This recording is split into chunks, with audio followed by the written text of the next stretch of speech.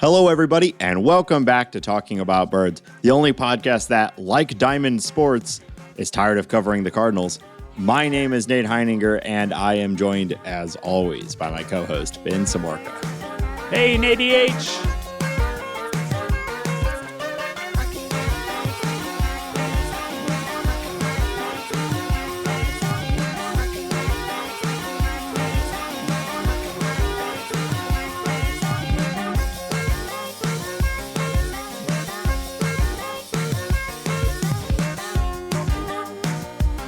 If you have an idea for the opening bit, text or leave us a voicemail at 848-48-BIRDS.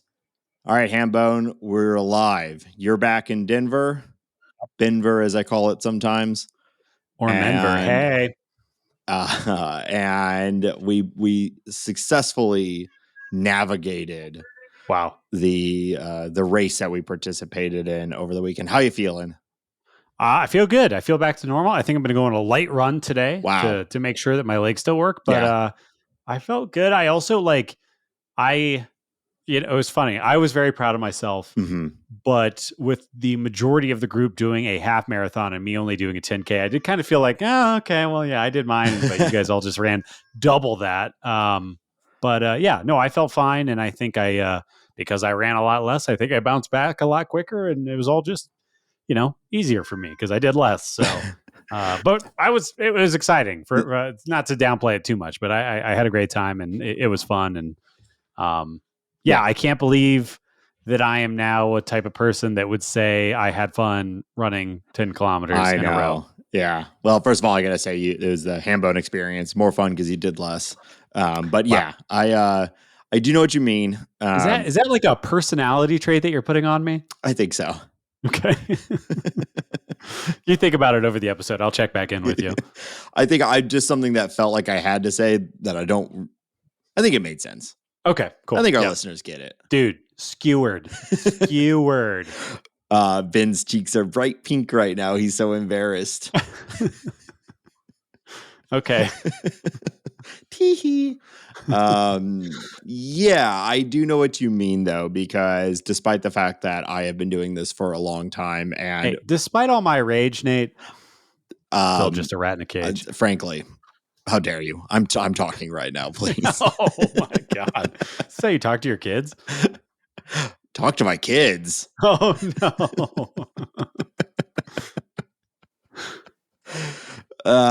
So I've been doing this for quite a while now, but even still, I know exactly what you're saying. Like every time I show up at one of these, my initial thought is, why the hell am I doing this? Yeah. And I was one of the fools running in the half marathon. And to give you your flowers, you were running half of what some of us were doing, but you also have only been doing this since really this year. So It would have been pretty insane for you to have gone from zero to a half marathon, or at least I wouldn't have expected you to. I did my first one last year, and I'd been participating in these sort of like 5K, 10K things for like 10 years before I finally felt like it was something I wanted to do. Yeah, we'll see. Maybe this time next year, maybe I'll be running with the big dogs. There was also this aspect, like the specific race that we did, like I was on the 10K track, and all the different race lengths they kind of have their own pathways and everything like that. And the marathoners kind of joined up with the 10K, like towards the final stretch area. And I think they still went on to run more, but clearly there was a handful of people who had been running much longer than I have, and we're making it look much easier. And I mean, I like turned the corner, so I'm in the final leg of my race, and this beautiful man joins the lane that I'm racing in, and he is like bounding as I'm like chugging along, and it looks like he had not broken a sweat and clearly had like 15 miles under his belt already. And I thought, like, oh wow, I will just never be that. That'll never happen to me. I will never look like that. So it deflated, I guess, maybe encouraged me a little bit too. But there's some freaks out there. It's a little bit of both. Yeah. I mean, I've been doing it for a while, but I am solidly middle of the pack. In fact, this year in the half marathon, my final ranking was 666th. Hell yeah. Cue, shredding guitar, Hail Satan, etc. And honestly, I was pretty proud to end up exactly at 666. Yeah. The But Dark yeah, Lord guided you. I'm not like I'm not bad at them. Like I'm right in the middle, basically. Yeah. And so that means I kind of get a little bit of both worlds. I get smoked by people left and right, but I'm also kind of passing people as the thing is going along. Yeah. In fact, this year I was passing a lot of people because my brother, well, all of us were late because of my brother, but I stayed back with him. And we started about 10 minutes after the race had actually even like it kicked off, and we were 10 minutes late. So we got to the starting line, and the woman who was doing the like countdown, the call, the sort of MC hype woman who led the whole thing, as we got going, she goes, "Yeah, it doesn't matter what time you start. It's your race. It's your day," which was like the, super nice way to put it as we kind of stumble across the starting Yeah, no line. kidding. You fall asleep at the wheel. Yeah, but I kind of got to like start at the end and work my way up, which was kind of exciting actually, because it meant I was passing people almost the entire time, which normally is not the case. I kind of settle into like right in the middle. But yeah, I mean, there are some absolutely insane people on these things. Like the person who won the whole thing did the full marathon in about the time it took me to do the half. So they're running double the speed. Yeah. And if I don't know if you looked at the results, but the person who won the 5K event was a 13-year-old boy. Oh my God. Yeah. And the person who got second place in the 5K event was a 50-year-old man. So, you can, doesn't matter how old you are, you can smoke me and Van at a race. Damn. Well, good for them. That's very impressive. I want to be that 55-year-old man. Yeah, or the one that I'm always like super impressed by is when I'm running, like my heart's giving out, I'm it's a near death experience, and like someone comes running by pushing a stroller. Yeah. Like, damn it. Come on.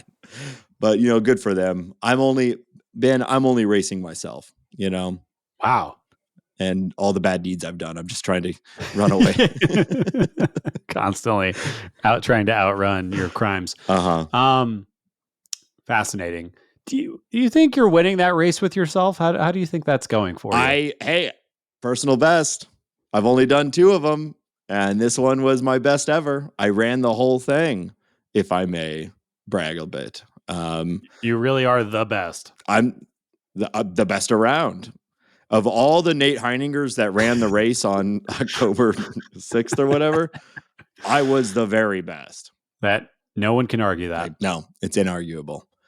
But yeah, I was actually pretty happy with it because I think I talked about it a lot last year when I did it for the first time. I've been dealing with forever now. It feels like a knee thing that I was really certain was going to, interfere with this race. And it didn't. So I was able to run the whole thing, and I felt great. Tell you what, though, my strings are tight now. I've been barely able to walk. Talking about your shorts? Oh. No, my strings. My strings. My hamstrings. Oh. See, I don't know all this cool running jargon. I don't think anyone else calls them that. I assume you just refer to them as your ham. Yeah. Well, I refer to all parts of my body as that. So it gets it's imprecise, but it does work. That makes sense. Well, great job, Hambone. Wow. Maybe next year you'll do the half marathon, and your lovely wife has convinced me maybe to come out and die on a mountain because she participated in the half with us, and it was a lot of fun. And she's doing more there out in the mountains, which sounds terrible. Because of atmosphere, lack of oxygen. Yeah. Come do it. It's great. I live out here. It's great. I just, suck it in. It's delicious. Well, as you know, I'll be there in February, so maybe I'll find some time to try to do like a real run and just see how horrible it feels. I think that's definitely the best time to try it is February in Colorado. It'll be great for you. I like the dense, wet air we have here in St. Louis. Yeah. All right. Well, let's talk about baseball. We are now in it. We are in the thick of the Cardinals off season. But baseball goes on. Have you been watching much of the playoffs? Yeah, I got a little bit of Padres fever right now. Yeah. I think I declared my fandom for the Tigers, the Motor City Kitties, on Hmm. the last episode.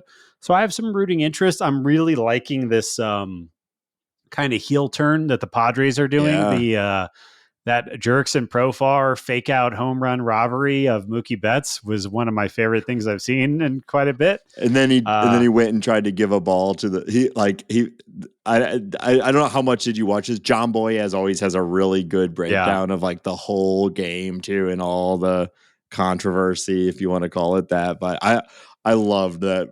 So Profar robs a home run and also basically robs a fan of catching a yeah. home run. And then, like at the next half inning, he runs out and tries to give a ball to the Dodgers fan, and the Dodgers fan throws it back into the field. And it actually kicked off like a whole bunch of other bullshit. But like that little moment, I thought was great on both sides. I love Yeah, that Profar did that. I think it's hilarious. The fan threw it back. Like that's good ribbing. it is, but you really shouldn't throw the ball back on the field. Well, that fan throwing that ball, I think, is okay. Like it was in between No, innings. It was in between innings, and clearly. it was a goof. Well, I guess you're a rule breaker and I'm a rule follower Profar's here, but fucking with him. He has the yeah, but right you are to. getting ejected from the game, is what I'm saying. Wow, I had no idea you were such a you No, know. that is, it says it on the back of your ticket. They say announce it at every stadium. I'm just saying that guy, if you do that, you're getting kicked out of the stadium. I'm not saying I necessarily agree with that, but that's how it works. Well, they didn't kick him out because everyone knew it was a funny thing that they were doing together. So Did I not see Jerks and Profar completely lose his mind over that, or am I getting something you're mixed up? getting it mixed up because he threw the ball back Yeah. and Brovar was laughing. They were all laughing about it. And then other fans mistook what was happening and started throwing balls into the field, which is bullshit. And that Okay. is what kicked Okay. off Profar getting mad. And then weren't people throwing trash at Yes. Fernando Tatis Jr. as well? Yes, which is also bullshit. So I'm just talking about that one little thing of Profar fucking with the fan by giving him a Yeah. ball and the fan saying, I don't want this, and throwing it onto the field, which was an isolated thing and very funny. Everyone was Well, laughing. but this is what happens when 50,000 people are, there's like no nuance exists. Maybe that one little interaction, but people are stupid. Yeah. I mean, and then Tatis was out there dancing and everything. Yeah, they're doing like a full heel turn, which I think is great, and it's hilarious to see Mike Shilton there. Like, I not think at Mike all. Schilt likes it. I He's think like so praising too. what Manny's doing, praising what Fernando's doing. I saw in an article this morning, Kidden Rosenthal called Fernando Tatis Jr. a dancing peacock. And I think he was trying to be derogatory, or at least he wasn't fully on board. And I say, shut up, old man. Yeah, Let Fernando do his thing. And if it's that offensive to you, then I can't help you. Get yeah. over it. Yeah, I mean, I think it's an extension of the same. Don't bat flip. Don't celebrate home runs. Don't celebrate strikeouts. That whole thing. Did you see Pete Alonso's bat flip? I think it was last night or the night previous. He Yes. threw it like 40 feet in the air, Well, and he like kept checking it because I think he thought he was going to hit himself. you see Hambone. He's a big tough guy. Honestly, he's lucky that thing didn't go straight to the moon. He's so big and strong. Could have gone into the stands and decapitated someone. That's going to happen at some point. There's going to be a bat flip of such epic proportions that it is going to go in the stands and hit somebody. I don't know if it's going to decapitate them. With the netting, that would be pretty incredible. Did you see? I mean, Pete Alonso was getting close to net height. It was height, but also you'd have to get it like up and over the net. Yeah, would be pretty. I mean, I would love that. Once we start getting more of the KBO players, they have. I think they have the best bat flips in baseball, sure. And they fling those with velocity. I think somebody's going to mess up and it's going to fly into the stands, and that will be a great day for baseball. I'd hope if a bat, I'm sure it's happened. Do you get to keep the bat if the bat flings into the? That has happened. Bats have gone again. Yeah, absolutely. I only know from my experience at Rocky Stadium, and the PA announcer says any balls or bats that make their way into the stands are souvenirs, but keep your head on a swivel because that's going to hurt. But they say that you get to keep the bat and the ball. Man, that is imagining a bat just flinging at you from the arms of like these monster humans that play baseball is terrifying. Well, the problem is it's not like nobody's throwing them like shot put or spear style, Yeah, it's right? They're going to be like tomahawking at 1,000 miles an hour. The So RPM, I'm sure. No, thank you. Yeah. Well, we'll talk more about the playoffs later, but I've been enjoying them despite the fact that the Cardinals are not a part of it. I have been missing having games that I truly care about. It's been a little while. Is there? I know we'll talk about it more later. Is there a team that you're fully bandwagoning onto right now, or are you just kind of like letting the chaos go? Kind of just been letting the chaos go. A lot of the teams that I thought that I was. I mean, I'm still into the Tigers, but I really thought the Orioles were going to do better. I think a lot of people did, obviously. So yeah, I'm just kind of just enjoying it as good baseball, which the Padres Dodgers series in particular has been a lot of fun. Yeah. I think it would just be fun for baseball if obviously the Astros already got knocked out. Yeah. If the Royals can knock out the Yankees, the Mets can knock out the Phillies, and the Padres can knock out the Dodgers, it'd be pretty exciting. It's a lot of new blood. All of a sudden. New. Yeah. Who's the most recent from that group to win a World Series? Would it be the Royals? 2015? Royals. Yeah. Phillies won before the Royals. Royals won in 15. Was it 15, 14, 15? Yeah. So yeah. But they dipped. They dipped harder than any other team on that list, and now they're coming back out of it. Yeah, and I mean the Yankees haven't won a World Series since 2009. Nate, wow, that's. I mean, I feel like the baseball world's not talking about that enough. We need more coverage of the Yankees, I think, is what you're saying. Yeah, maybe there should be like an entire network dedicated to them or something. And 1,000 podcasts and media. And I agree. We'll open up our sister show talking about Yanks. Yakking about Yanks? Yakking about Yanks. Copyright. I'm going to download this podcast and mail it to myself. Yank Yak? Yank Yak. That's bad. Never mind. Let's cross that one out. Yeah, Yank Yak gets it's a different podcast. Wait, what are we talking about? All right, Cardinal news. The Cardinals have parted ways with hitting coach Turner Ward. Wow. So finally the shoe kind of drops, like we've been waiting for... Funny to wait for this, though. It is strange.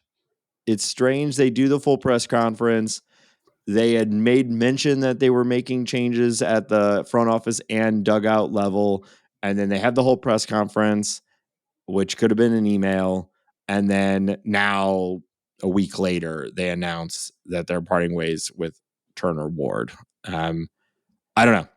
I don't know why they're doing it now, also in the middle of the playoffs like this. But yeah, he's out. How are you feeling about it? It's like it's not a bad thing, I don't think. I don't really have a strong opinion on it either way. I don't think that Turner Ward is the problem. I think the problem was defined by, the press conference and what Bloom has talked about and the kind of new direction of the ball club.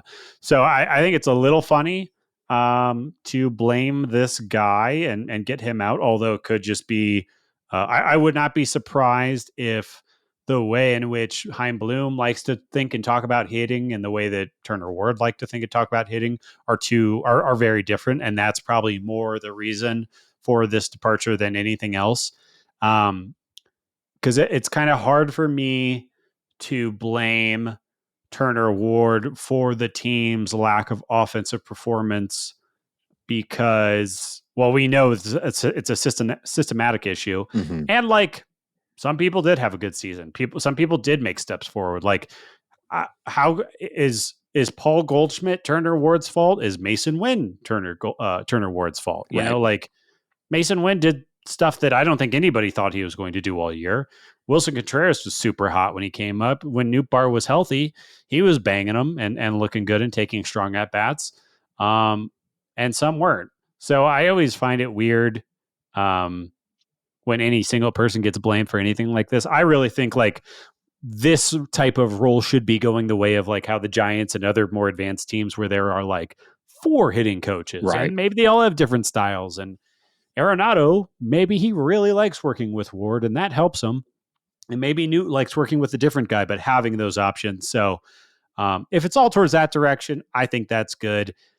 But I am not going to sit here and tell you that Turner Ward was the reason the Cardinals didn't make the playoffs. Like, there's many different reasons, Yeah. and I don't know. Hopefully, we get somebody smart. I agree. I think you have 2 years in a row of a offense that is essentially league average. So you, like you were just saying, you can point to hits, you can point to misses.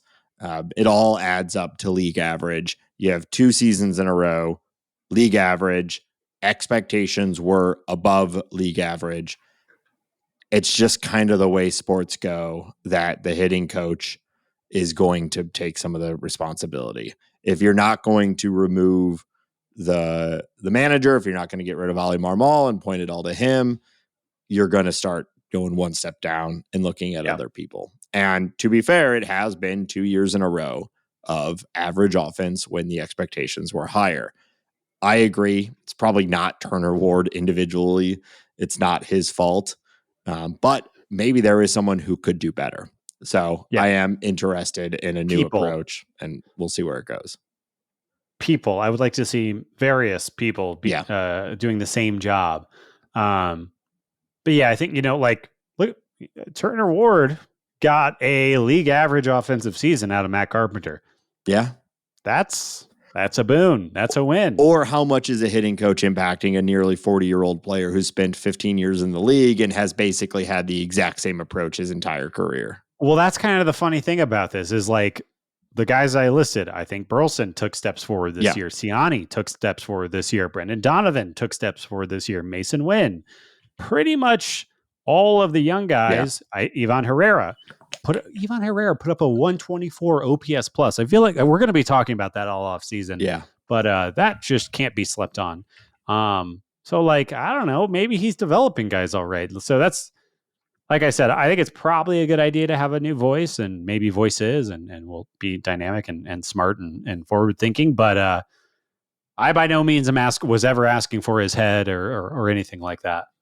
No, not after we brought down. Oh my God, what was his name? Oh shit. That piece of shit. What a monster. He went up to New York and Queens. Oh man, I'm glad he's dead. How quickly we have both. Jeff Albert. Jeff Albert. We should, next time I'm in New York, I'm going to go find his grave so I could piss on it. I'm glad he's dead. If none of you have any, by the way, the New York Jeff Alberts are in the playoffs right now, and they are banging them. They are hitting balls over the wall. So that's true. Take that for what it's worth. That's true. Well, just in case, we make this joke a lot, but I feel like there's a possibility, a little refresher. Jeff Albert left in parts because he was very frustrated with the online hate that he was getting, which neither of us participated in really, but now I'm happy to take credit for it. We got him. Since we're talking about Jeff Albert, it's this end of season conversation really makes you think, oh, was Jeff Albert maybe the social media was part of it, but was the Cardinals' inability to give him any money or resources to do the damn thing he wanted to do probably a bigger part of it? And he saw the opportunity with the Steve Cohen ran team and was like, oh, he's probably going to give me the money and time and resources I need to do the thing that I want to do. Yeah, well, I would imagine that it's all connected, because if you feel like you're not getting what you need, if you're not getting the resources, you're being held back, whatever it may be, and also you're being blamed for the problem, that is a horrible combination to be in when you know that the solution is out there, or at least your opinion on what the solution should be, but your management group, your bosses won't listen or won't let you do what you think is right.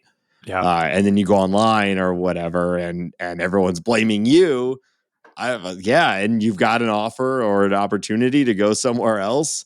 Like, I totally get it. I suspect go home. Yeah. I suspect, like, probably if he was just getting online hate, it wouldn't have mattered. But if you're getting online hate and you're not super happy with the situation in the first place, I'd want to leave too.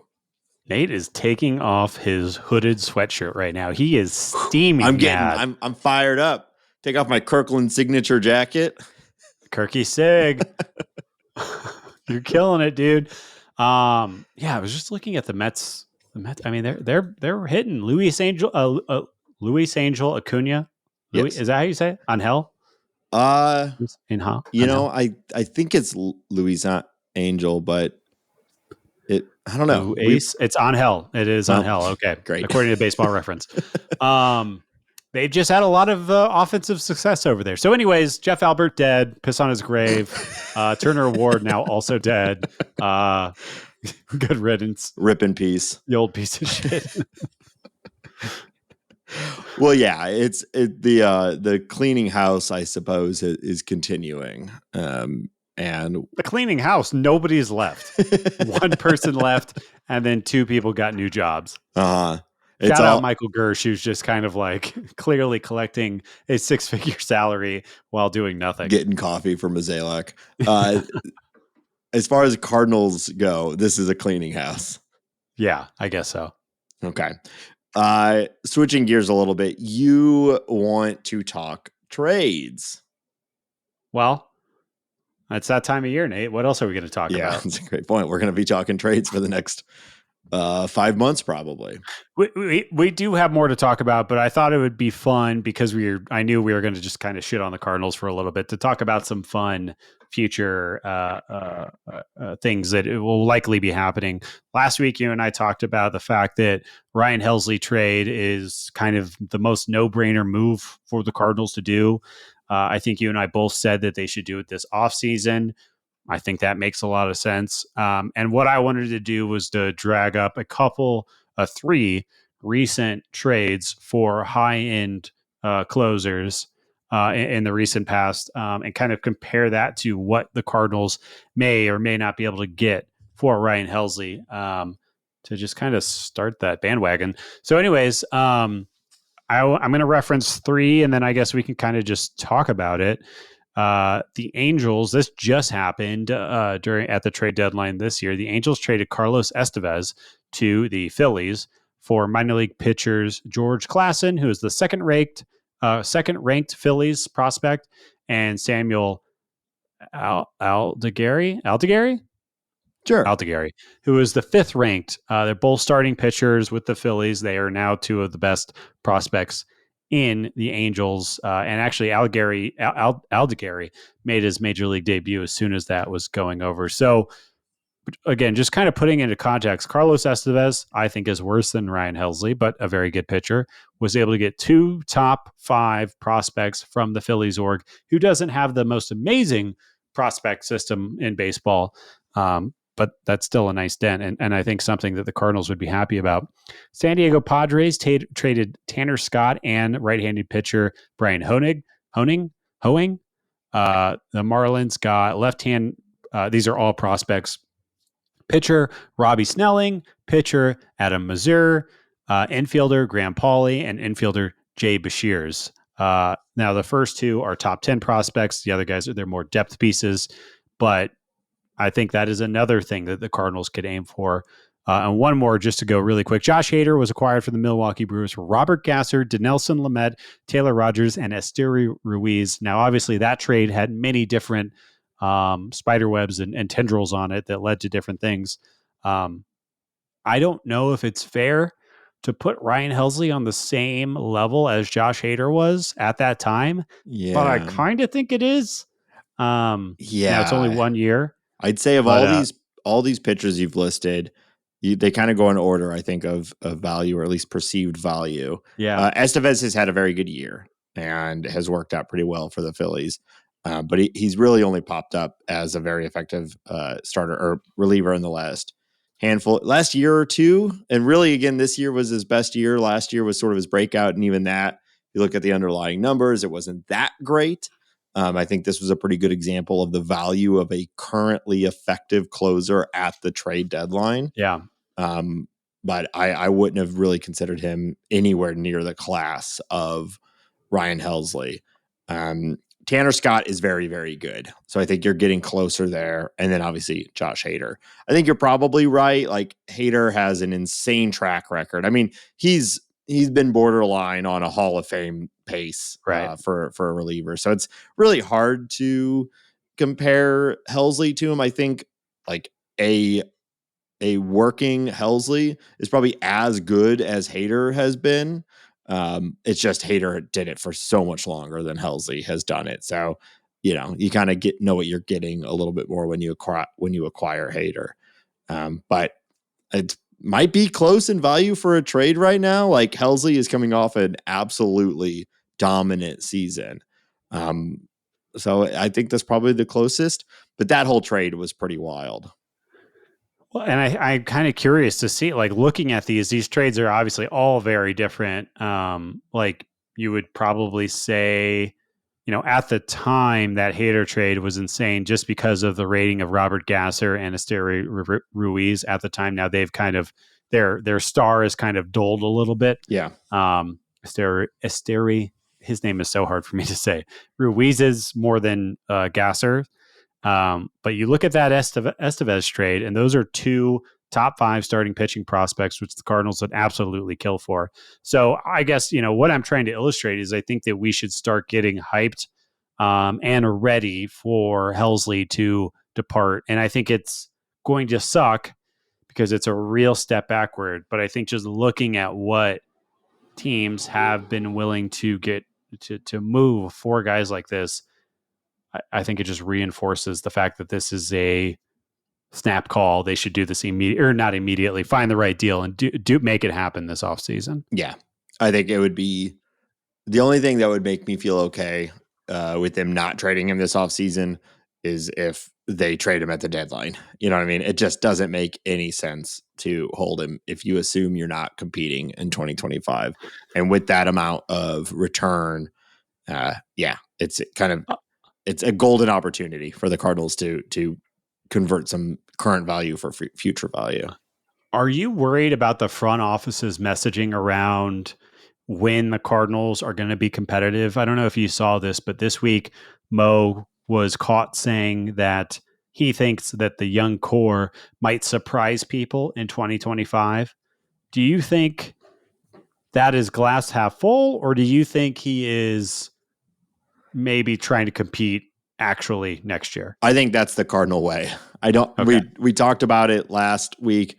This front office refuses to take an L, and I think that they are legitimately worried about ticket sales and presenting this organization or this season as one where they do not expect to win.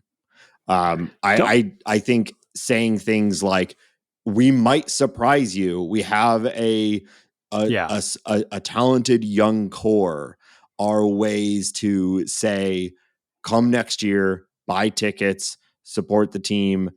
Who knows what might happen, when what we know is what they're really saying is it's probably not going to happen next year. But there certainly is, like, don't get me wrong, like, there certainly is in the range of outcomes a world where Alec Burleson takes a step forward, Mason Wynn takes another step forward.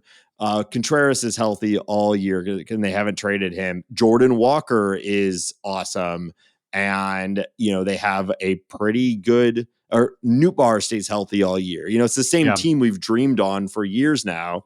There's a low percentile, everyone hits their 95th percent outcome, and this team mashes, and a handful of starters pop and they win 86 games and get the 5th wild, or the last wild card spot or whatever. So they can say that without lying. But also we all know, like, that's just highly unlikely. And I would be, what matters to me, because they have their whole messaging thing. It's the Cardinals. They're always going to present, we're a good team. People are going to like us. You want to support us. We're a good team. They're always going to say that. What matters to me is the actions.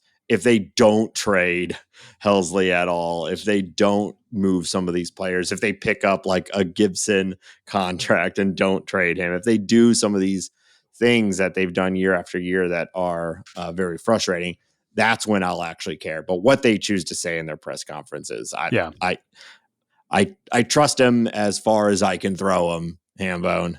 And I don't know. I guess Mozeliak might be able to throw him a little bit, but probably not. He's not a small guy. Like, we saw him earlier this year. He's not, not a big guy by any means, but not a small guy. Whip him around by his bow tie. You could do that.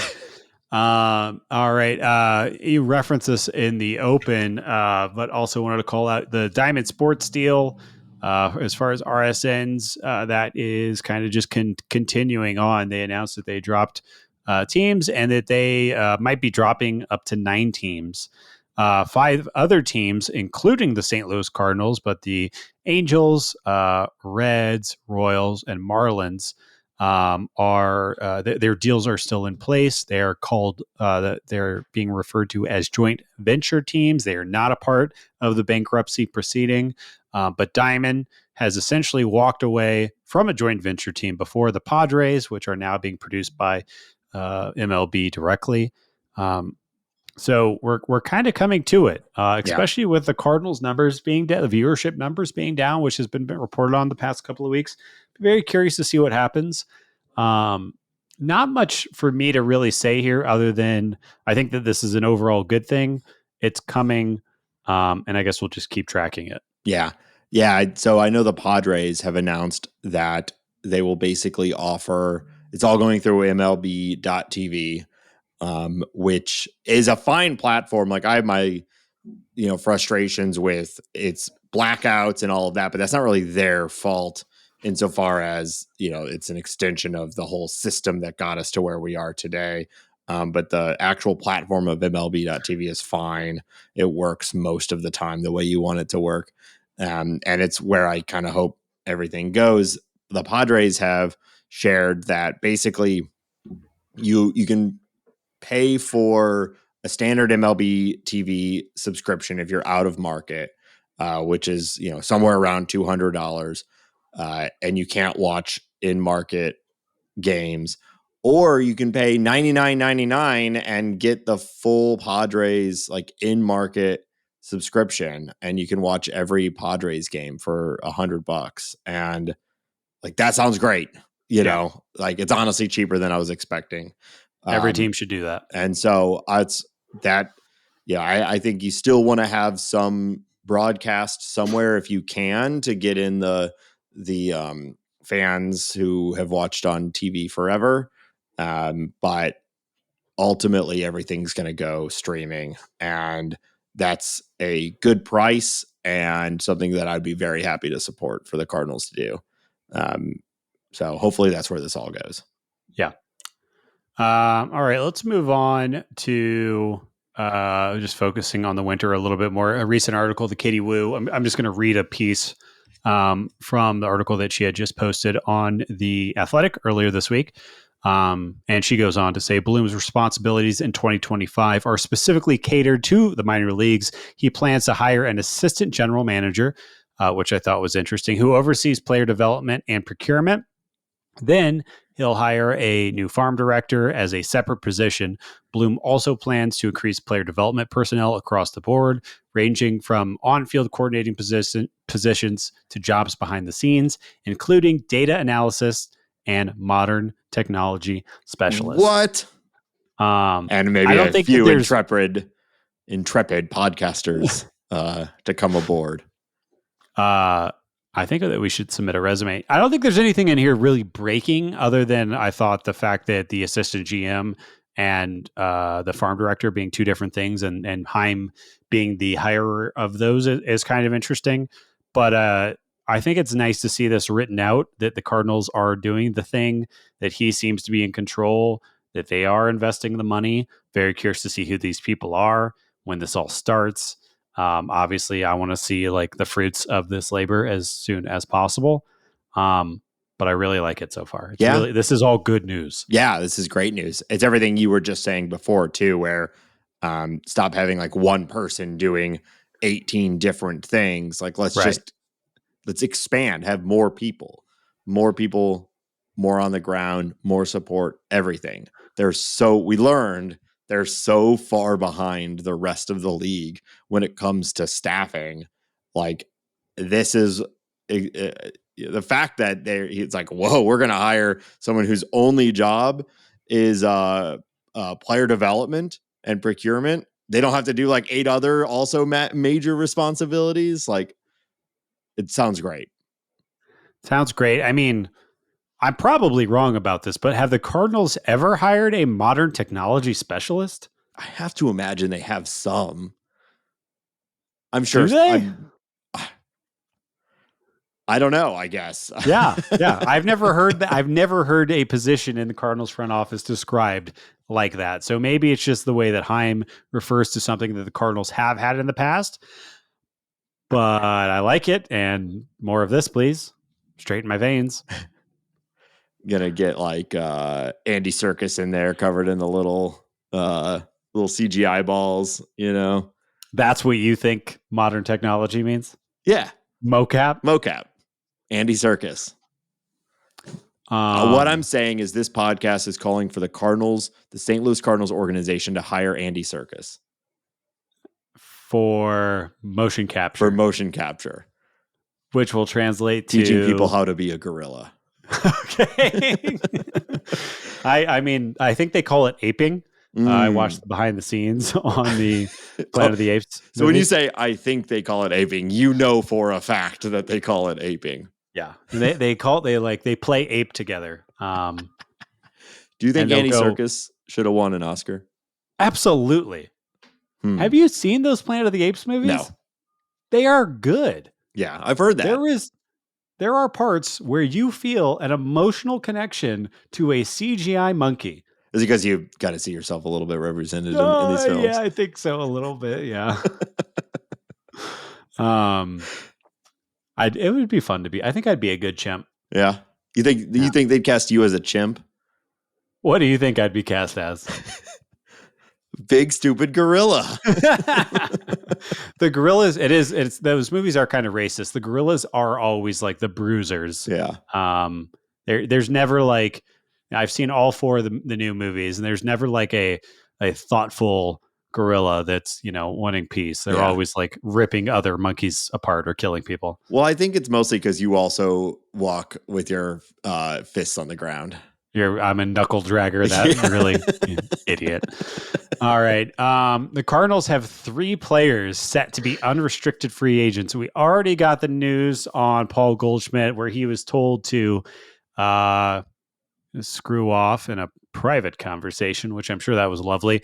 Andrew Kittredge and Matt Carpenter. Seems very obvious that Kittredge is going to be let go as well.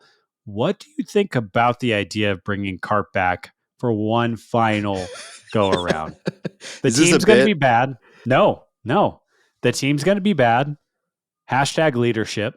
Hashtag beard. Hashtag stick-to-itiveness. No batting gloves. No batting gloves. Grit, gut, determination.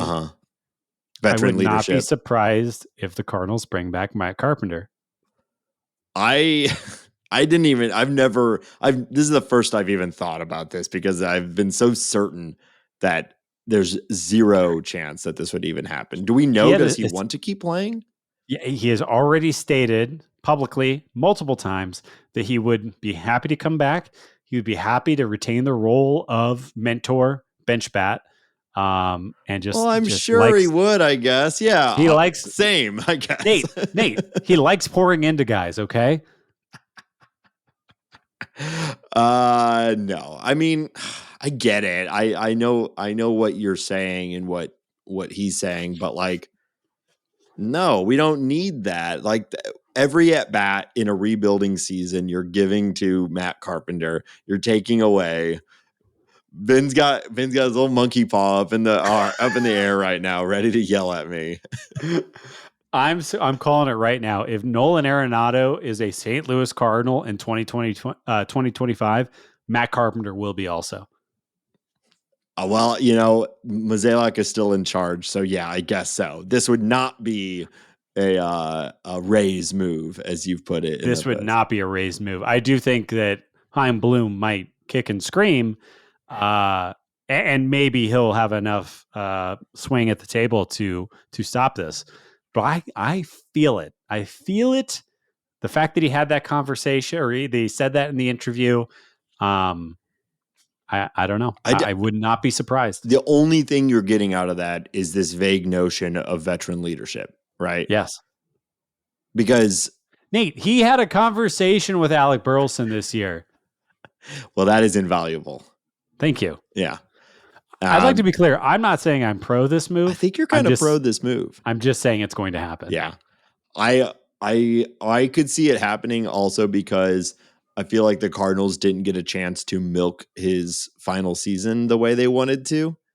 And I could see them thinking, we'll give him $1 million contract with some incentives or whatever, and we'll make it back with our Matt Carpenter retirement circuit, bobbleheads, etc. Exactly. He will sign that $2 million contract and then announce his retirement, and then milk. Yum, yum, yum, yum, yum, yum, yum.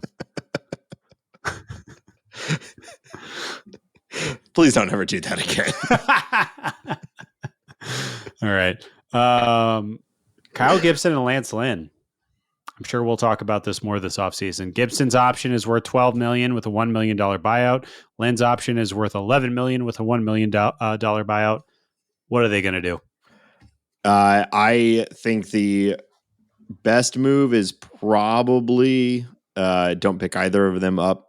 I don't know what you're accomplishing, giving them giving them innings versus the like 6 sort of number 3, number 4, number 5 style pitchers we have in the minor leagues that we would love to see get answers about their value at the major league level. What is a Michael McGreevy? What is a Gordon Graceffo? We want to have space for a Tink Hence if he's ready. We want to have space for a Quinn Matthews if he's ready. There's a bunch of other guys that I could list.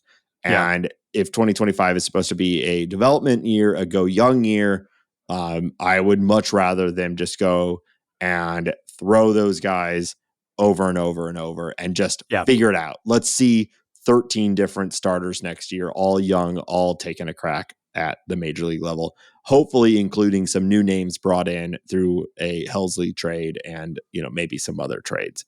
Yeah. There might be a world, we said this last week, I believe there might be a world where you could pick up Gibson's option and then trade him for something.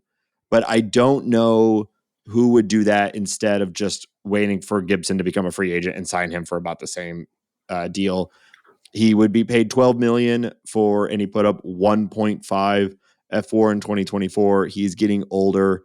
That is below league average, but also for $12 million, I do actually think on a WAR per dollar like output, that is actually he did bring back surplus value the last I saw, and this was a year or two ago. Yeah. It was around 8 million on the open market. Like a single WAR was worth about $8 million. It's probably a little higher now. And so you do the quick math. He actually returned basically exact value of what you paid for him. 1.5 WAR for 12 million is almost exactly that. So, it is exactly that. Now I'm just being obnoxious about numbers. So maybe someone you could trade him for like a scrap piece, a low-level prospect, and see what comes around. But I'd rather just let them all go and see what you have in the young guys. Yeah, I do think that you can be super savvy about this move. I do think it's relegated to Kyle Gibson.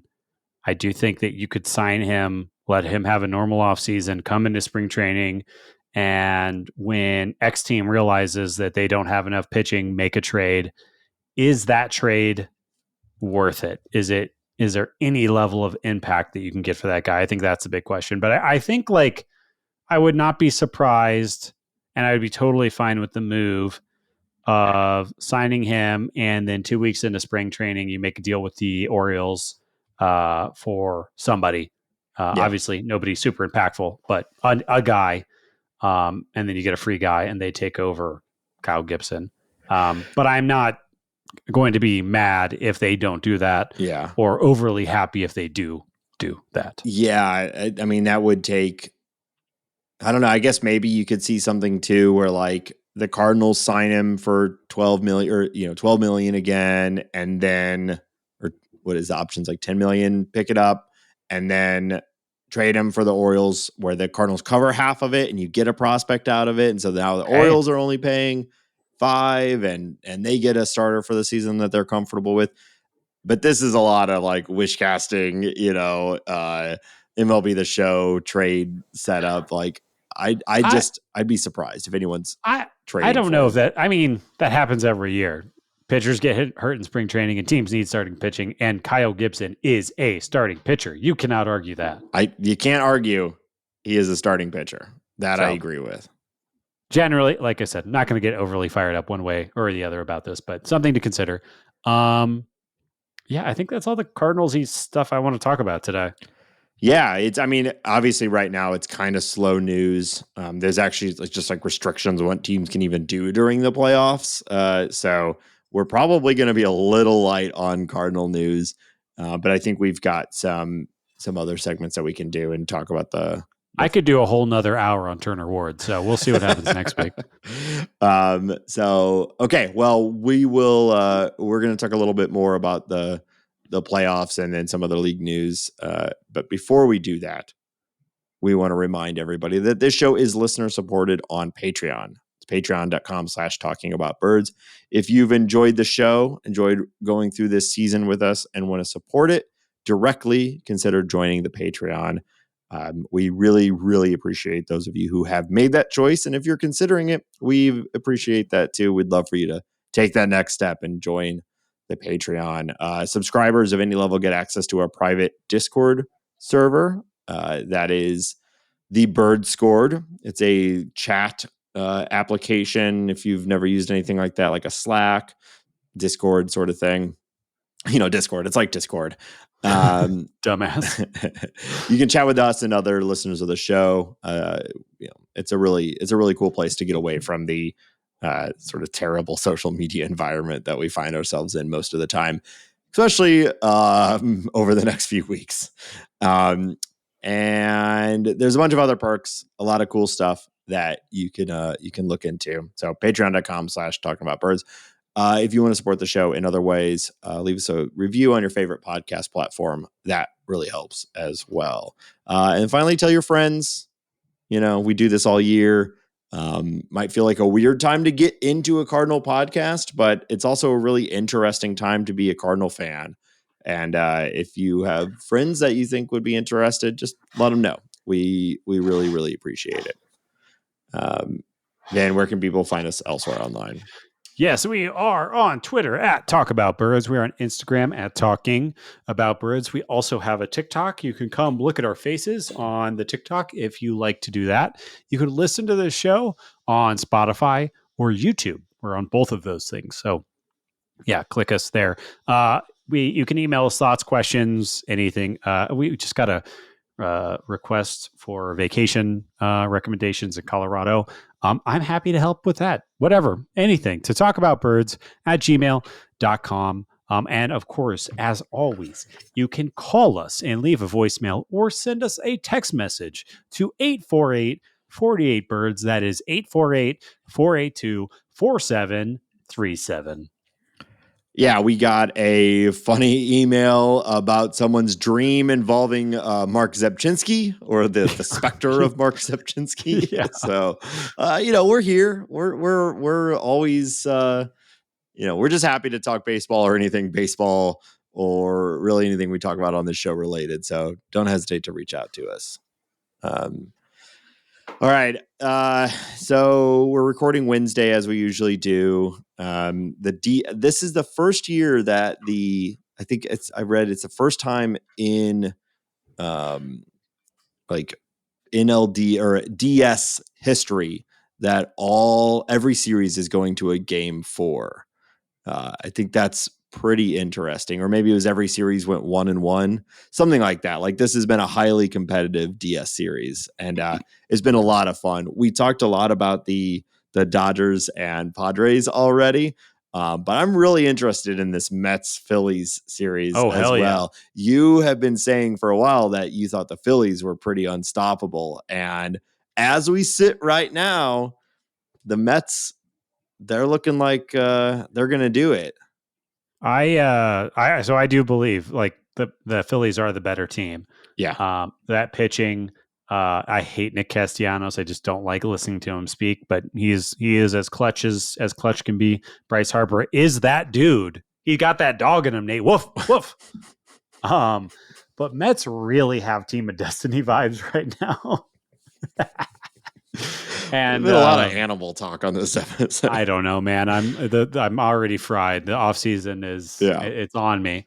Vientos is the real deal. Mm-hmm. Pete Alonso is hitting opposite field home runs every other day. And they're just getting performances left and right. Obviously, I love the hater factor or the baiter factor. Mm-hmm. But they have Team of Destiny vibes, and I would be afraid. Tonight's going to be a really big game. It's Wednesday. We're recording this, so you guys will already know. But I'm excited to watch tonight and to, I guess, cheer for the Phillies. That's the weird thing. Like, I don't like any of the NL teams, so just kind of like rooting for chaos, I guess. Yeah, just good baseball at this point, because as I talked with Kelsey a couple weeks ago, like I cannot really root for the Phillies, though I like a lot of their players. I think overall, I like more Phillies players than I like Mets players. But Bader, I like Bader. I like Lindor. Like they're just good teams. So it should be fun. Nimmo is good. Yeah, he's fine. Sure. Montana. Dakota? He's from one of those. Big sky country. You know what? You know how I feel about the Dakotas, Ben. Bring them together. Too many. There's too many Dakotas. You know, I've heard you say this for years. I actually think we need to split them up. North Dakota, East Dakota, South Dakota, West Dakota. No. Give me more Dakotas. If I'm elected president this November, my first act will be to combine the Dakotas. Wow. We don't need both of them. Or just get rid of them entirely. By what means? Like, dumbass.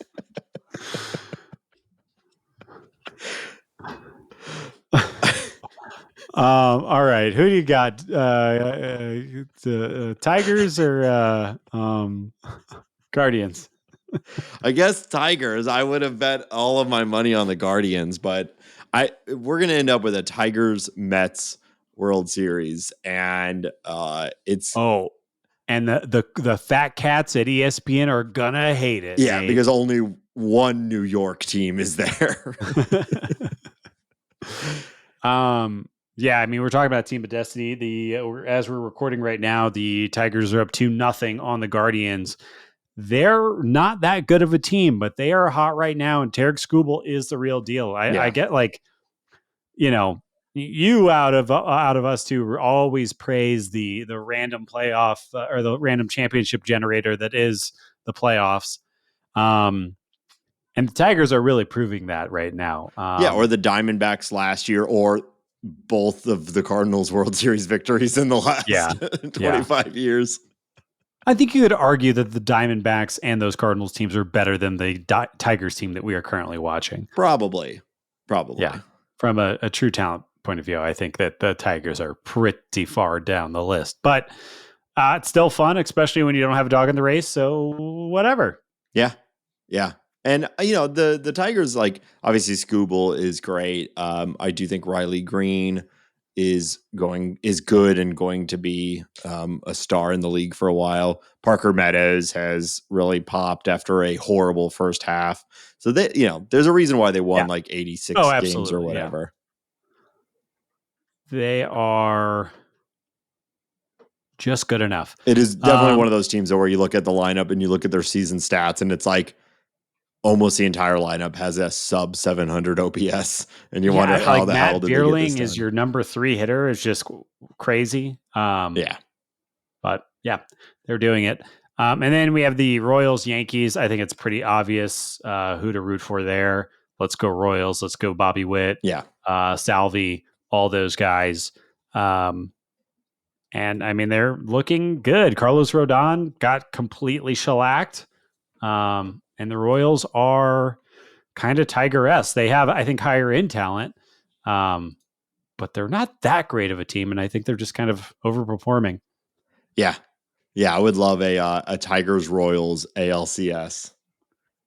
Oh, and then the Fat Cats. Oh, man. Those cats. Those fat cats. Brother. Wow. All right. That's all I got for you. All right. Let's wrap up the episode with a little bit of league news. There's a few things going on right now. What do you want to chat about? Yeah. Looking at the NL Central next year, I think this is news that Cardinals fans should hate. Yeah. The Reds have brought in Hall of Fame manager Terry Francona to replace David Bell. I do not like this. I think that Terry Francona is one of the better managers of my lifetime. Yeah. I think that this signals that the Reds are probably very likely going to start pushing in financially a little bit going forward here. And that might mean acquiring some serious pitching and just some serious players. But I find it really hard to believe that Terry Francona, who I think is in his mid 70s, would take on, he's already a Hall of Famer. I don't think anybody would argue with that, would take on another managerial position without kind of a firm understanding that team is going to be truly competitive over the next 2, 3, 4 years. Yeah, he's not looking to be a part of a rebuild. No, he does not care. It would be insane for him to be a part of that. Yeah, I saw this too, and I thought of two things. One, I was like, shit. And then two, I know that, you had been, and a lot of Cardinal fans had been really, really hoping that Francona would be who the Cardinals went to after removing Schilt. Now, we learned a little while later that Francona was not seeking a job, so no matter how much we wanted it to happen, he was just not going to do it. And then obviously, the Cardinals had pretty much already earmarked Marmol, so even if he was looking for a job, it probably doesn't happen. But I'd been kind of hoping that Francona was just, well, at the very least, I was hoping that he was never going to be managing in the NL Central. Yeah. So yeah, I mean, obviously the season didn't go the way the Reds had hoped it could have gone this year. But all in all, for a rebuilding team, I think you're probably pretty happy with what they got from a lot of players. And next year, there's going to be a lot. Well, you never know what will happen with injuries and whatnot. But I think it's probably fair to say won't take much better luck next year for them to have a far healthier season.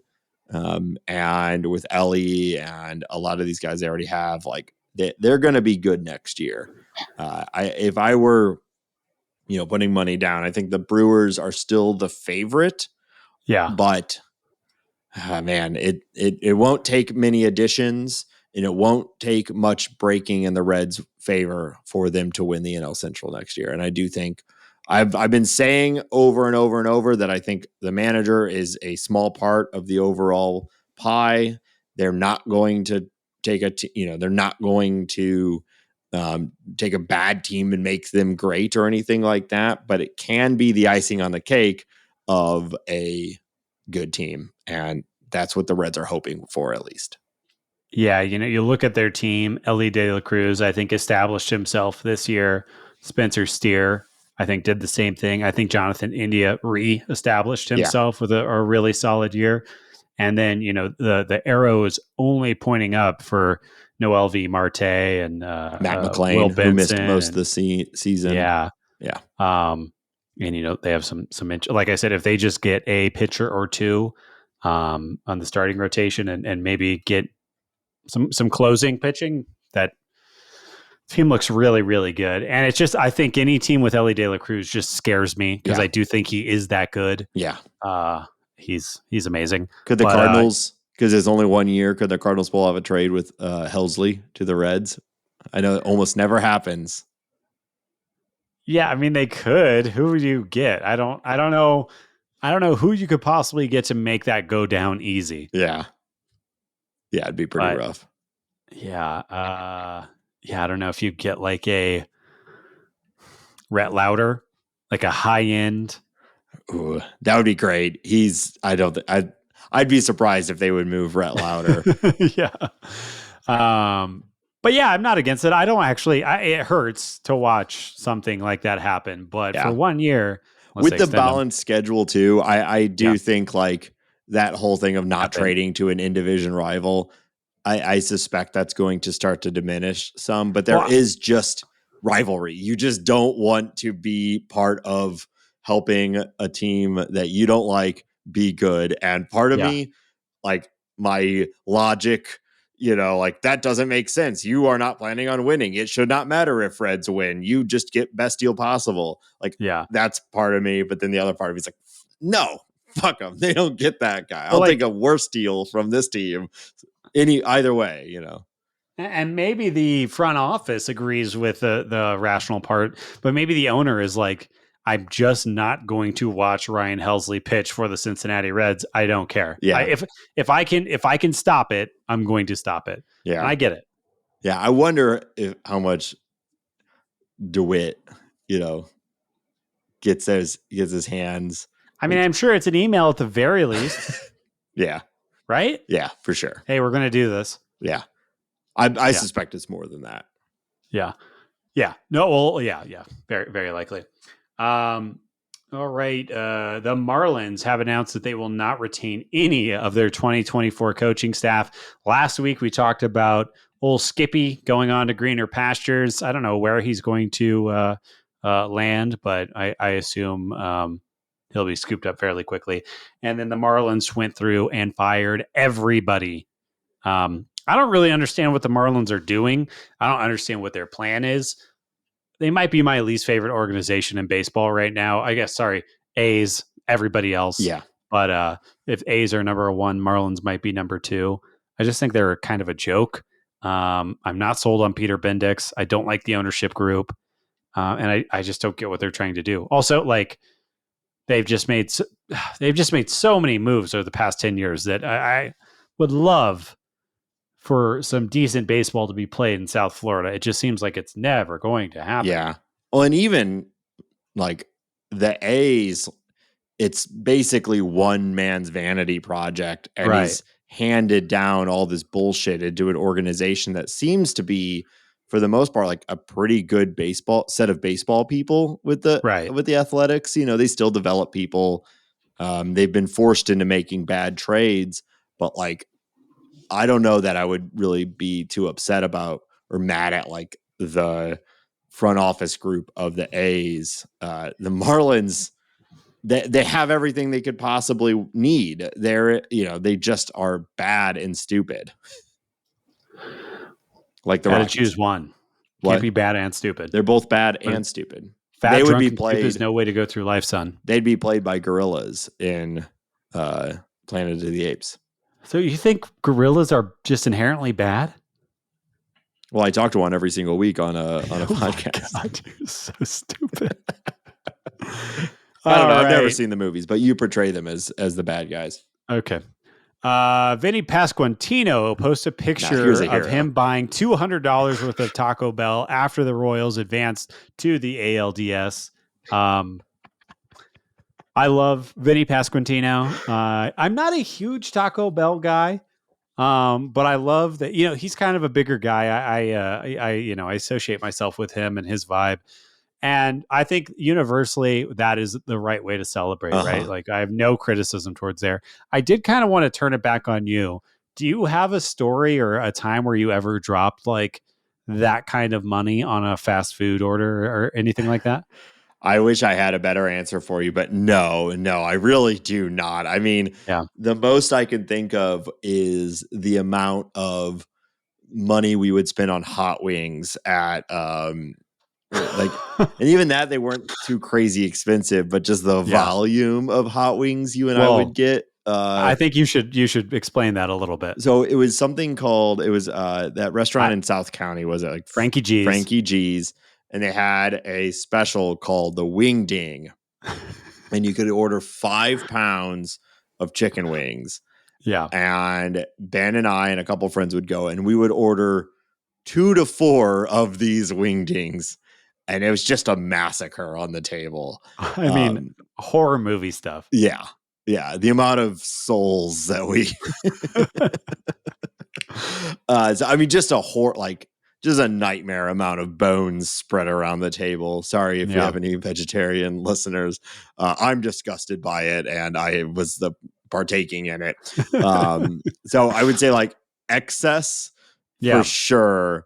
But I've never been a huge fast food guy, especially like I'm not really big into Taco Bell. I do enjoy all of it. I just, it's, I don't know, a way of sort of self-management, because the reality is there's like in the infinite realm of Nate Heiningers, there's like several percentages of them that are just eat fast food every day. And I just gorge myself all the time, because I do actually I like all that stuff. I just don't eat it. Because I'm afraid of what I might become. So when I see other people doing this, especially people like athletes like this, and I thought it was great. I love that, most of his team is probably out hammered at a bar, and maybe he was too. And that's part of what led to this decision making, but posting on social media after your team, has a huge surprise success, that you just bought $200 of Taco Bell is real hero shit, I think the caption was, "Have you ever seen $200 worth of Taco Bell? Here it is." Yeah, I mean, it's incredible. And I do think that would be something that I would do if I was in his shoes. Once at my house, I also am not a Taco Bell fanboy, which I think I stated, but I said that to a friend. They were extremely offended by that, and they had delivered about somewhere in between $120 to $150 worth of Taco Bell to my house. I think it was divided in between like 6 or 7 people, and I don't know if we finished it. It was disgusting. And like, I'm with you generally, but it's just too much. Yeah. And like the smell that comes off of that much Taco Bell is kind of frightening. Yeah. It's bad. Yeah. But no judgment. Go hard at Taco Bell. Hit us up, email us if you have any epic food orders. Yeah, like that. gigantic. I'd be very curious to see, because I can get sloppy. I mean, I love going to the ballpark and getting give me the biggest heaping, disgusting pile of nachos that I could possibly ever eat. That sort of shit. Like, I'm here for it. I do it. I don't do it that often.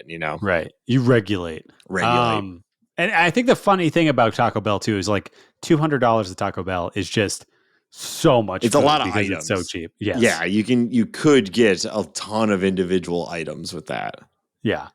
All right. Final piece of news. This has been talk in the Birds Court recently, and I'm sure everybody listening to the show knows this. But in case you didn't know, the Savannah Bananas have announced a tour next summer, and you can enter in a lottery. They're coming to Busch. They're coming to Coors. They're coming to a bunch of different ballparks all around the United States. I am very excited. I have already signed up for the lottery. I am hoping to go to the Coors Field game, but could not be more excited about this. Really, really want to go see them.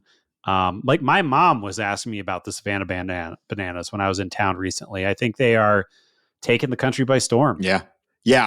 I entered into the lottery the moment it was announced, and probably I'll be looking at aftermarket tickets if I'm not able to get in the lottery, if any are available. Totally. Yeah. Yeah, I would absolutely love to see it. They're at Busch in early April. It's like one of the first weekends of the regular season, actually. So I'm incredibly excited to go see them. I love this shit. This is what I want. I think this is good for baseball. You know what I mean? Absolutely. It's just pure fun, silliness. I want to see a dude on stilts try to catch a fly ball, like all of it. I'm here for it. Fully agree. All right, that's all I got for league news this week, Nate. All right, so we're going to wrap up this episode with another edition of I wonder if it's over or under. So we played this game last. Would you call it that? Yes, I always call it that. I always shut up. It's good. Okay. Yes, sir. I have a series of stats, and I'm going to give you an over/under, and you tell me if you think the real result is over or under the number I gave you. All right. We did this at midseason, and I sort of used it as like a midseason check-in to see where the Cardinals ranked as a team amongst the rest of MLB. And so now we're here at the end of the season. I'm going to see how well you can guess that the Cardinals did compared to the rest of MLB in some stats. Does that make sense? Yeah, you explained it perfectly. Everybody's on board with you. Okay. So,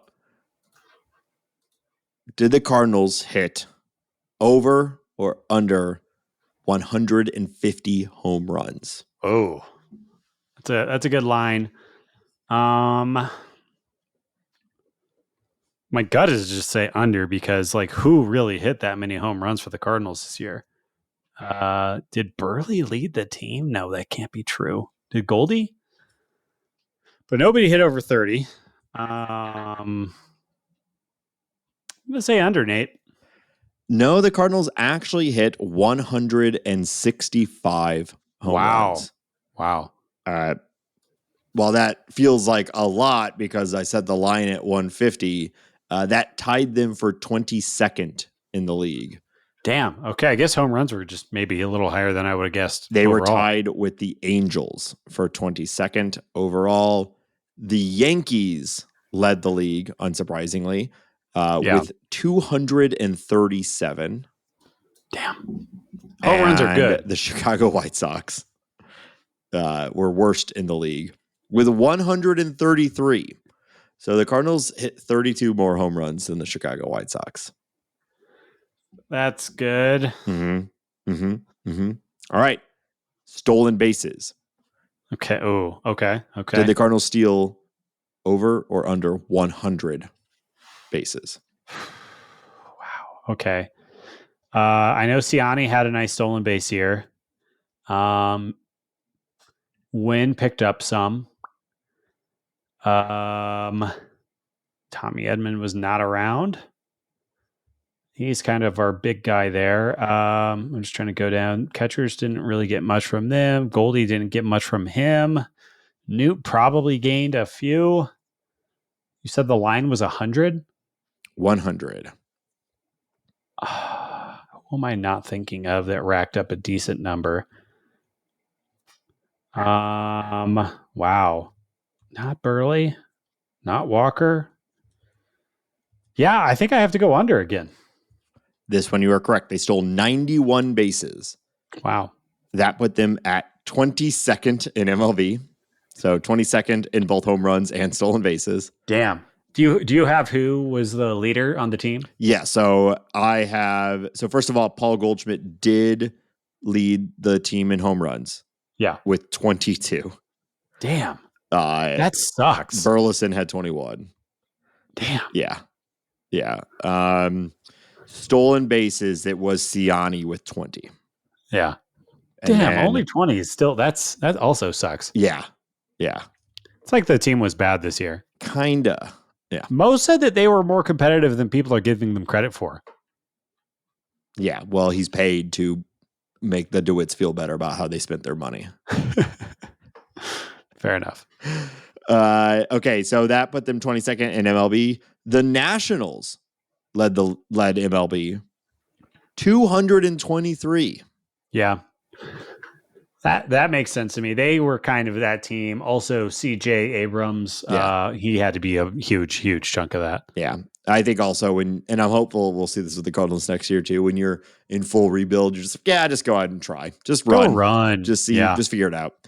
The Twins had the least because every they're single kind of a one of bunch their of lugs. major players has leg issues. So Correa, Buxton, Lewis, none of them are running. Yeah. They had only 65 stolen bases. Ellie De La Cruz stole as many or more bases than the entire Minnesota Twins. All right. Here's a good one, Ben. Over under 100 WRC plus. Oh. Damn, I know this one because I've looked at it, but I am not able to pull it out of my brain right now. I know it was very close. Hey, oh boy, you can set those lines with the best of them. I want to say it was at like 97 or 98, like very close. So I'm going to say under. You are correct. It was a 98. Yeah. Wow. Yeah. They'll call it league average, but we know. Yeah. So that put them 18th in MLB. And unsurprisingly, the Dodgers were number one. Yeah. With 118. And the White Sox, unsurprisingly, the lowest with a 75. Holy cow. Yeah. Pretty rough. All right. Moving on. So Fangraphs has a rating system. When you're looking at their page, it's next to WAR. They just have it listed as like defense. And it is a fielding and positional value combined above average. Okay. So it results in a number that can be above or below 0, high number good, low number bad. Above 0, above average, below 0, below average. Sure. Ben, did the Cardinals have a positive or negative defensive value in 2024?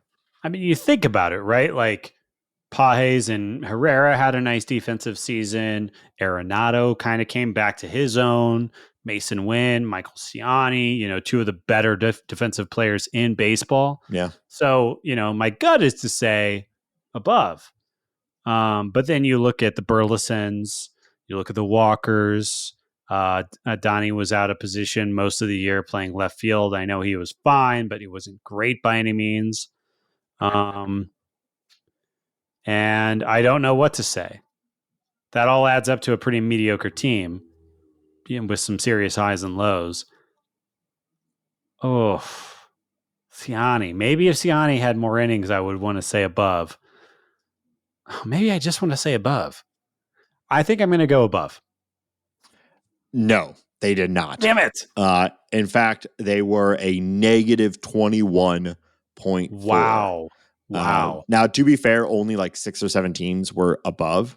But the Cardinals were not one of them. But I thought I'd set the line there because I had the same thought. You run through the Cardinal defense and you're like, I mean, Mason Wynn was arguably the best defensive shortstop in baseball. So you would think that would carry a lot of weight. But I think Jordan Walker and others were so bad that it really tanked the rest of the team, resulting in the Cardinals being 18th. Yet again, you'll notice a trend here. Almost everything, they are in between 18th and 22nd in baseball. Toronto was number 1. Would not have guessed that. I guess Dalton Varsho goes a really long way, and then I don't know who else. I think a lot of it. I think Varsho was so good. He lifted a lot of the team, but well, who else on that team? Vlad's pretty good. I guess Bichette, when he's playing, was pretty good defensively. He didn't really play, though, did he? Yeah, I don't know. Surprising. Poor White Sox. White Sox were the worst with a negative 78. Man, they can't even pick it. Yeah, so they were 4 times as bad. I don't think it scales exactly that way, but they were just on the pure numbers here, they were 4 times as bad as the Cardinals. I mean, that sounds right. Like who? Yeah. Who? Yeah. Paul DeYoung, I guess, but he left. Yeah. All right. Just a couple more for you. Over under team ERA of 4. Over under team ERA of 4. I mean, rotation above. But you had a really good years from Kittredge, Helsley, Romero. But the bulk innings carry a lot of weight. Damn, was the bullpen good enough? I don't think that they were. I'm going to go above. Yeah, you're right on this one, but it is close because you also remember Sonny Gray had a ton of innings under 4. 4.06. 4.06. Yeah, that's much closer than I would have guessed. Yeah. Hey, you really set these lines, man. Some of them tough. Hey, wow. I should work in Vegas. I don't know why I did that voice. That puts them 17th in MLB. Wow. Atlanta was number 1, 3.49. And your Colorado Rockies were the worst team in baseball from an ERA perspective. Definitely thought you were going to say White Sox. A team 5.48 ERA. Yeah, I believe that. I saw a lot of that this year. All right, last one for you, Hambone. K per 9. Team total. Okay. Above or below 8. Oh, below. I feel that seems easy to me. They had a team K per 9 of 8.15. Oh my God. Wow. Okay. And where does that rank? Well, 27th in MLB. Wow. God, strikeouts are just so high in the league right now. Yeah, even at 8K per 9 is like way, way below average. Yeah.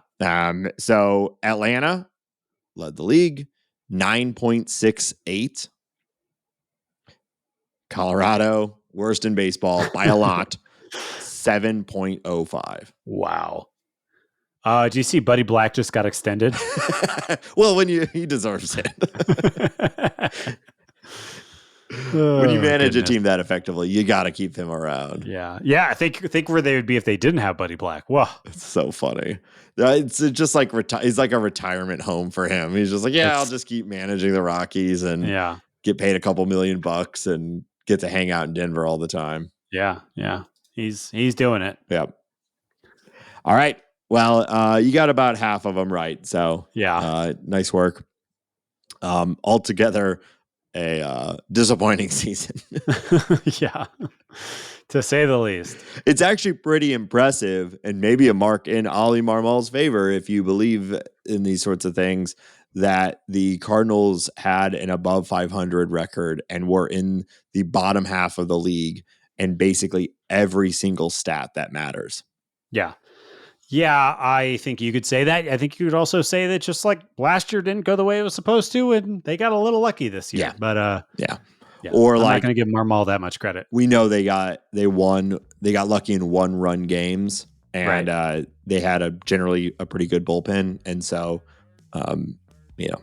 there's a connection there. Right. But yeah, all right.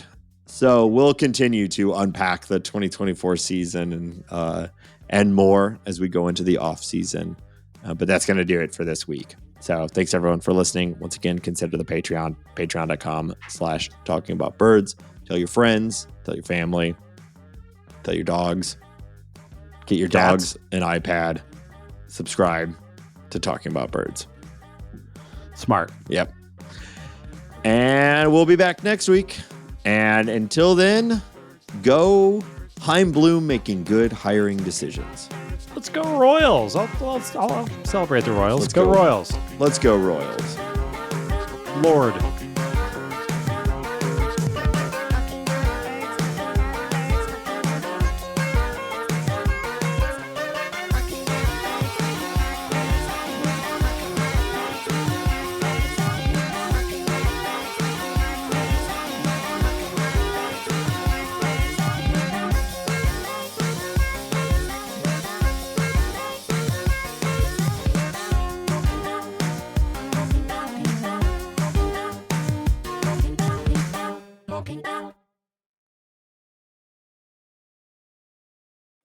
You know me, just back on my bullshit.